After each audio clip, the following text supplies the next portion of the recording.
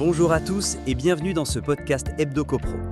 Aujourd'hui, focus sur une réforme énergétique qui va impacter vos factures dès le 1er août 2025. Hausse de la TVA sur les abonnements, baisse du prix du kilowattheure. Mais au final, qui paiera plus et qui s'en sortira mieux? On vous explique.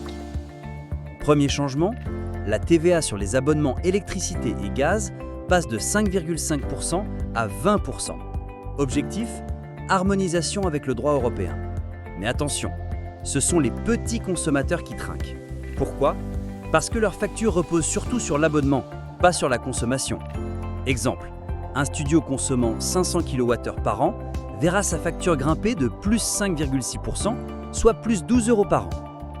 A l'inverse, un foyer chauffé à l'électricité bénéficiera d'une baisse de 35 € par an grâce à la chute du prix du kilowattheure. Côté gaz, c'est simple. Tout le monde paiera plus. L'abonnement augmente de 13,7%, tandis que le prix du kilowattheure ne baisse que très légèrement. Résultat, pour la cuisson seule, plus 8,5%, pour un foyer chauffé au gaz, plus 2,1%, soit 34 € de plus par an. Et les mesures compensatoires sont limitées.